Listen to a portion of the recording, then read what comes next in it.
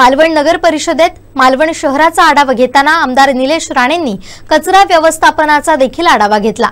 यासाठी जास्तीत जास्त निधी आणणार असल्याचा शब्द त्यांनी दिलाय।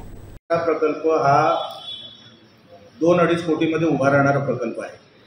आता जागा त्याच्यासाठी जागा लागते। आता कुठेतरी स्लोपवर कचरा टाकला जातोय, त्याच्यासाठी जागा ही आपल्याला ॲलोकेट करून द्यावी लागेल।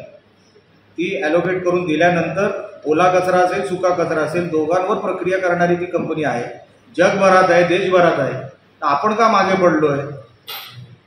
तर त्याच्यासाठी जर मालवण शहरामध्ये कचराच नाही असं जर काही विषय असेल तर मी बोललो तशी वस्तुस्थिती नाही आहे।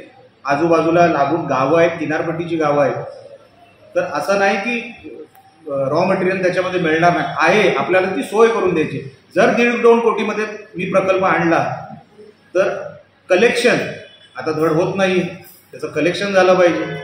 त्याच्यामध्ये काही आमच्या सदस्यांनी त्याच्यावरती सूचना दिल्या, त्या दुरुस्ती केल्या पाहिजे। त्या दुरुस्ती झाल्यानंतर प्रकल्पाची कॉस्ट जी काय असेल मी माझ्या निधीतून देऊ शकतो। आता नगर विकास आपलं सरकार आहे, मोठ्या प्रमाणात निधी आम्ही वळू शकतो। शिंदे साहेब या खात्याचे आमचे मंत्री आहेत आणि म्हणून मागणी केल्यानंतर मॅक्सिमम पैसा जास्तीत जास्त पैसा आपल्याकडे कसा वळेल हा प्रयत्न आमचा आहे।